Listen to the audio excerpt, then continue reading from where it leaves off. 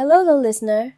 Tonight's story is about a tiny cloud, soft and shy, who floated high above the world, but didn't want to rain because it loved watching the dreams below. High up in the sky, far above the rooftops and trees, floated a cloud named Nilo. Nilo was the smallest cloud in the sky, puffy and white, like a scoop of sleepy whipped cream. All the other clouds had jobs. Some made shade, some brought snow, and others, the big gray ones, rumbled with thunder and let the rain fall. But Nilo didn't want to rain, not even a drop. When the wind asked why, Nilo said, "I don't want to wake the dreamers below. I like watching them sleep." Because each night, as the stars came out and the towns grew still, Nilo would float low and gentle, peeking through windows and garden trees. He'd see children curled up under blankets, stuffed animals tucked under arms, eyes fluttering as dreams began to bloom. Sometimes he saw giggles in their sleep, other times soft sighs. Once, a little boy whispered, "Hello, cloud," and Nilo felt his heart grow fluffy with joy. The other clouds didn't understand. "Rain is important," they said. "It helps flowers grow." But Nilo believed dreams help little hearts grow too. So instead of raining, Nilo learned to do something else. He gently drizzled dream mist. Not wet, not cold, just a touch of sparkle in the air to make dreams sweeter. It felt like a kiss from the sky. And soon, the flowers still grew. The dreams grew too. And the other clouds began to smile at Nilo when they passed. They didn't try to change him anymore. Because sometimes, being soft is the strongest thing you can be. Tonight, if your window feels a little cooler, a little softer, maybe Nilo is floating by, watching over your dream and wishing you good night. Hello again, nature dreamer. Tonight's story is about a quiet forest, one that didn't just rest near your window, but gently fell asleep right along with you. Not far from a small cottage at the edge of the world, there was a forest. It wasn't a big forest, not the kind with howling wolves or deep dark caves. It was a sleeping forest. Every evening, as the sun dipped below the hills, the forest began its bedtime routine. Just like you. First, the trees stretched their branches and shook off the last golden light. Their leaves rustled softly. "Good night, sky." Then the animals got ready. The squirrels tucked themselves into tiny holes, tails wrapped around like fluffy blankets. The owls blinked slowly, perching quietly under the moon. Even the insects dimmed their songs to a low, gentle hum. But what made this forest special wasn't just how it slept, it was that it waited for you. Every night, when the little child in the cottage, you, laid your head on the pillow, the forest listened. If your breathing slowed, the river slowed too. If your eyes began to close, the stars peeked out through the treetops. If you whispered a sleepy thought, the wind carried it gently across the moss and stones. And once you were fully asleep, the forest slept too. The trees stood still like statues, the grass stopped swaying, even the moonlight softened as if it didn't want to disturb a single dream. It wasn't lonely. The forest liked sleeping with you because it knew that in the morning, when you woke up and stretched, so would it. You and the forest shared dreams of glowing mushrooms, talking fireflies, and gentle fog that curled like ribbons around sleepy animals. And every night, as long as you lay safe in your bed, the forest curled up beside you like a quiet friend who never needed to speak. Tonight, As you close your eyes, know this. Outside your window, the forest is waiting, and when you fall asleep, it will too. You're never sleeping alone. Good night. Hello again, sleepy friend. Tonight's story is about a pair of tiny shoes that didn't move during the day, but danced, skipped, and wandered far once dreams began. In a quiet corner of a little room sat a pair of soft shoes. They were not shiny. They weren't new. They had no laces, no lights, no squeaks. No squeaks. But they had something special inside them. Dream steps. You see, these shoes had been worn by many children before, and every time they carried a child through dreams, they remembered. They remembered puddles made of stars, clouds that bounced, and playgrounds built in the sky. Now they belonged to a girl named Mira. Each morning, Mira would slip them on and shuffle around the house. They didn't go fast. They didn't make much noise. They were just shoes. But at night, once Mira climbed into bed, closed her eyes, and drifted off. The shoes woke up. Very quietly, they wiggled their soles, stretched their tiny tongues, and tiptoed to the edge of the bed. And then they lifted into the air, one step, then two, and waited for Mira's dream to begin. In her dream, Mira would find herself walking through gardens that glowed in the dark, where butterflies wore pajamas and trees told bedtime jokes. The shoes always knew where to go. Sometimes they led her over dream bridges that swayed gently over lullaby rivers. Sometimes they took her across soft sand that hummed with sleepy melodies. Sometimes they just walked beside her, step by step, while the stars above blinked in rhythm. Mira never tripped, never got lost, because the shoes remembered every dream they had ever visited. And when the dream was done, and morning light kissed the sky, the shoes quietly returned to the corner, still, soft, silent, waiting for the next adventure. So tonight, if your shoes are resting by your bed, thank them gently. They just might be waiting for your dream to begin. Good night. Hi there, little one. Are your hands still and your eyes getting soft?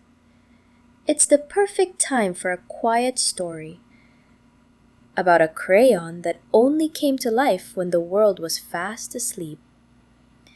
In a small wooden box, tucked inside a quiet drawer, lived a set of crayons. They were bright, colorful, and loved to be used during the day. But there was one crayon, a little blue one, that never got picked. During art time, the red and yellow made suns, the green made trees, the pink made hearts. But the little blue crayon waited quietly, hoping just once to be chosen. He wasn't jealous, just patient. But something magical happened every night. Once the house went quiet and the lights were off, that's when the drawer slowly opened and the blue crayon rolled out on his own. The moonlight shone through the window and the crayon began to draw. Not pictures of flowers or houses. He drew dreams. He slid across pages and walls, drawing winding staircases through the stars, boats made of pillows, and clouds shaped like lions that purred. He didn't need a hand to hold him. The night itself guided his movement. every drawing faded before morning as if it had never been there. But one night, a little boy named Jonah woke up early and saw a trail of glowing blue across the floor. Curing. He followed it, eyes wide and sleepy, until he found the crayon, still humming softly with magic. The crayon stopped moving, as if shy. Jonah picked it up, held it gently, and whispered, "Thank you." From then on, every night, Jonah left a blank sheet of paper by the window and whispered before bed, "Draw me something beautiful." And the crayon always did. So if you ever find a tiny mark you don't remember making, or a dream that feels like it was drawn, maybe it was the blue crayon, leaving you a gift in the quiet of night. Good night, little artist. Hello, little listener.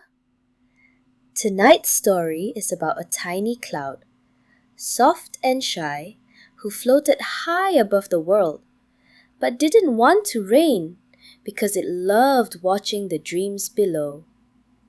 High up in the sky, far above the rooftops and trees, floated a cloud named Nilo. Nilo was the smallest cloud in the sky, puffy and white, like a scoop of sleepy whipped cream. All the other clouds had jobs.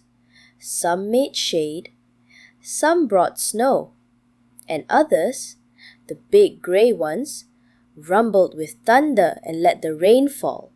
But Nilo didn't want to rain, not even a drop. When the wind asked why, Nilo said, "I don't want to wake the dreamers below. I like watching them sleep." Because each night, as the stars came out and the towns grew still, Nilo would float low and gentle, peeking through windows and garden trees. He'd see children curled up under blankets, stuffed animals tucked under arms, eyes fluttering as dreams began to bloom. Sometimes he saw giggles in their sleep, other times soft sighs. Once, a little boy whispered, "Hello, cloud," and Nilo felt his heart grow fluffy with joy. The other clouds didn't understand. "Rain is important," they said. "It helps flowers grow." But Nilo believed dreams help little hearts grow too. So instead of raining, Nilo learned to do something else. He gently drizzled dream mist. Not wet, not cold, just a touch of sparkle in the air to make dreams sweeter. It felt like a kiss from the sky, and soon the flowers still grew. The dreams grew too, and the other clouds began to smile at Nilo when they passed. They didn't try to change him anymore, because sometimes being soft is the strongest thing you can be.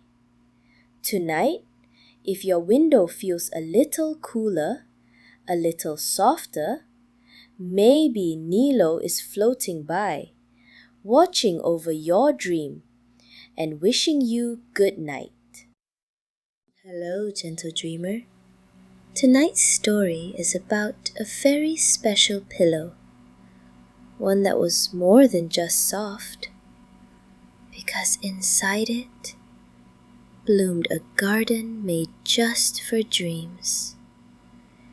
In a quiet little bedroom, on a small bed near the window, lay a pillow. It was pale blue with tiny white stars stitched into its corners, and it always stayed cool on one side, the perfect kind of pillow for drifting into dreams. But this pillow, unlike any other, had something hidden deep inside its fluff and thread, a secret garden. No one could see it, no one could touch it, but the moment a child laid their head down and closed their eyes, the garden would bloom. The garden inside the pillow didn't have normal flowers or buzzing bees.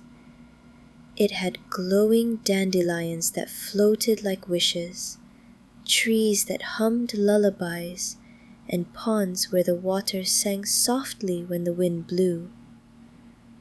It only grew when the sleeper was still, and it changed each night, blooming differently depending on the dreams.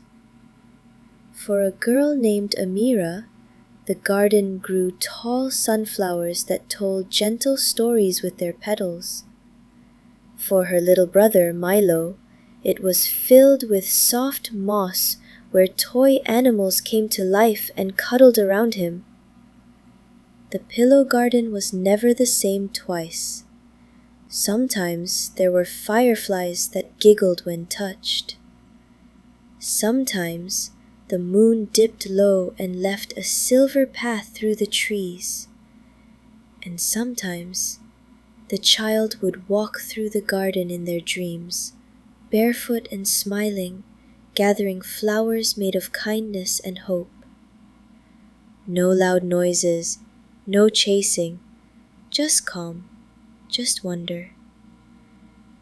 By morning, the garden would quietly fade, folding itself back into the pillow's softness, waiting again for nightfall.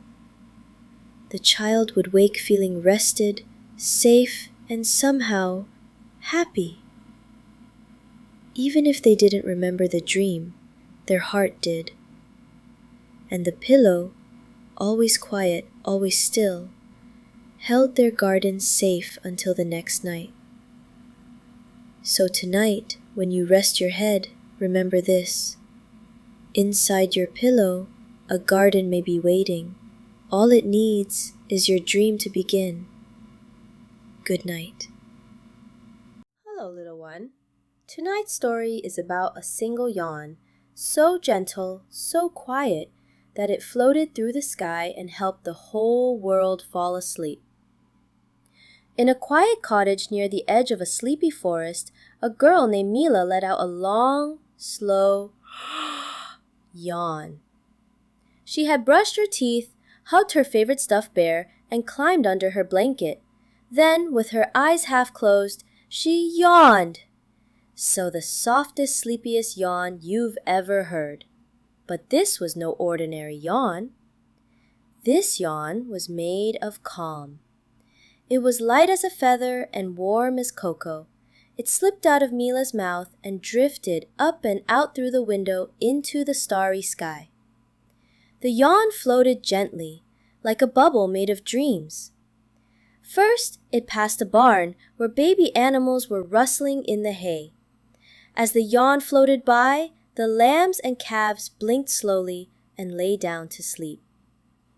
Then the yawn passed over a playground where the wind was still swinging one lonely swing.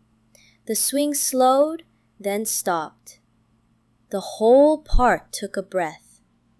The yawn kept going. It floated across cities and rooftops, over forests and fields. Wherever it went, lights dimmed, voices softened, and sleepy eyes blinked just one last time before closing. Far away, in a treehouse on a mountain, a boy looked up at the sky. He felt the yawn pass over him, like a warm breeze that whispered, "Shh." He yawned back, then snuggled into his sleeping bag and drifted off. Even the moon, watching from above, blinked a little slower. The stars twinkled gently, like they were sighing with relief. The yawn traveled all night, touching every corner of the world. And when it finally floated back to Mila's window, it curled into a small, invisible loop and wrapped around her head like a lullaby scarf. She smiled in her sleep, never knowing that her tiny yawn had tucked the whole world in. So tonight, if you feel a yawn coming on, don't hold it back. Let it float. You never know who it might help sleep next. Good night. The stars are twinkling quietly, and the night is ready to carry you far away.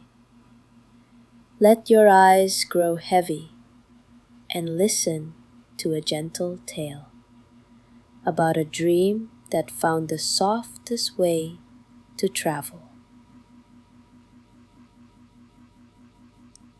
Once, in a room filled with soft blankets and sleepy toys, a small dream waited. It didn't know what it would become: a flying horse, a candy forest, a talking whale. It just knew one thing. It wanted to find the right child to visit.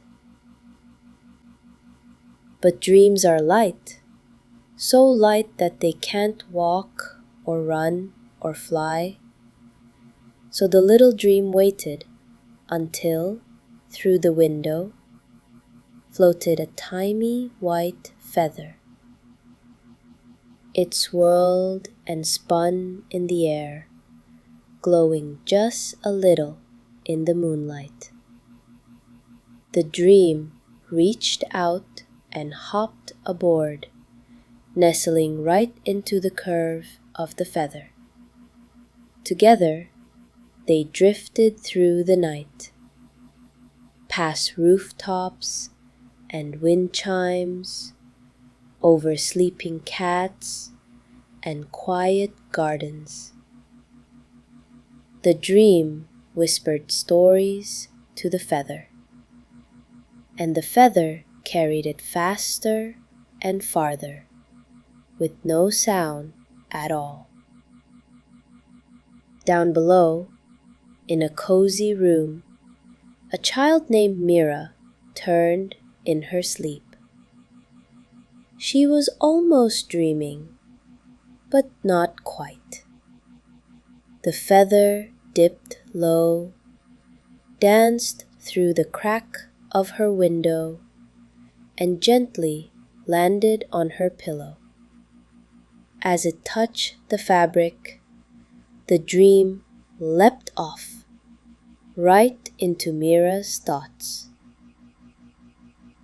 That night, Mira dreamed of a flying horse who sang lullabies, a forest made of soft cotton candy, and a whale who told stories about the stars.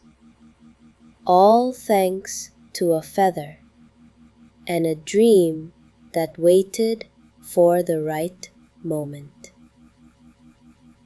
Maybe tonight a feather is drifting your way too, carrying a soft, special dream that's just for you. Close your eyes now and let it land gently. Good night, little dreamer. Joyful dreamer. Tonight's story is about a tiny cloud, not one full of rain, but one that floated around collecting the happiest sound in the world: giggles. Way up in the sky, between the fluffy white clouds and the soft blue above, lived a small silvery puff named Pippa. Pippa wasn't a rain cloud. She didn't rumble or storm. She didn't make snow or thunder. She had one very special job. She collected giggles. You see, when children laughed, really laughed, the kind that made their bellies shake and their eyes squint, those little giggles would float up into the air like bubbles. Most of them vanished into the sky, but some were caught by Pippa. She floated from town to town, village to village, playground to playground, listening carefully. When a baby squealed with delight, Pippa caught it. When a toddler laughed at a silly face, Pippa held it close. When two siblings burst out laughing after a tickle fight, Pippa nearly burst with joy. She didn't store them in a jar or a box. No, Pippa kept them in her fluff. That's why she sparkled just a little more than the other clouds, and why, when she floated by, people felt a sudden urge to smile, even if they didn't know why. But Pippa had a secret. At night, after collecting giggles all day, she would drift slowly over sleepy towns and let the giggles go very softly, very gently. They didn't sound loud anymore. At night, they became tiny puffs of joy in dreams. A giggle might become a floating balloon in a toddler's sleep, or a silly dancing animal in someone else's dream. Sometimes it just made dreamers smile in their sleep without knowing why. One evening, a boy named Sammy whispered to his mom, "I dreamed that a cloud was tickling me." And she smiled, not knowing that Pippa had been nearby. And so, each night, Pippa rained laughter into dreams. Not too much, just enough to remind every sleepy child that the world was still full of happy things. So, tonight, if you smile in your sleep or giggle just a little as you dream, it might be Pippa, the cloud, gently letting a giggle fall your way. Good night. Hello, sweet dream sailor. Tonight's story is about a very special bed. One that didn't just stay still, but rocked gently like a boat on a quiet sea. In a quiet attic room, under a slanted ceiling and a window full of stars, there lived a small bed made of smooth wood and soft blankets. The bed belonged to a boy named Jonas. It looked ordinary by day, neatly made, pillows fluffed, covers tucked in, but at night, when the stars peeked in and the wind slowed to a hush, the bed would shift, just a little. It would sway gently from side to side, like a tiny boat floating on invisible waves. The first time it happened, Jonas thought he was dreaming. He felt the sway, the soft creak of the wooden frame, and the quiet hum of movement. He opened one eye, then the other. The room was still, but his bed was rocking, reassuringly. Not fast, not scary, just slow, like someone was holding it with careful hands. Jonas smiled and pulled the blanket tighter around his shoulders. Each night after that, the bed would rock again, and soon it became their bedtime rhythm. As Jonas closed his eyes, the bed would begin to float, up, up, just a little, carried by calm and quiet. Out the window, the stars would blink slowly. Below, the floor would vanish into a soft sea of dreams. The bed never left the room, but in Jonas's mind, it sailed across dream oceans, past glowing islands made of pillows, under skies where whales sang lullabies, through waters filled with sleepy jellyfish and yawning dolphins. And every time the bed rocked, Jonas drifted deeper, safe and warm, like being held by the sea itself. By morning, the bed rested quietly on the floor again, just as before. But Jonas knew the truth. His bed was more than furniture. It was a boat, a cradle, a dream vessel. And each night it would wait quietly until he was ready to sail again. Close your eyes now, little traveler. Let your bed rock you softly tonight. Not across the room, but across the stars. Good night.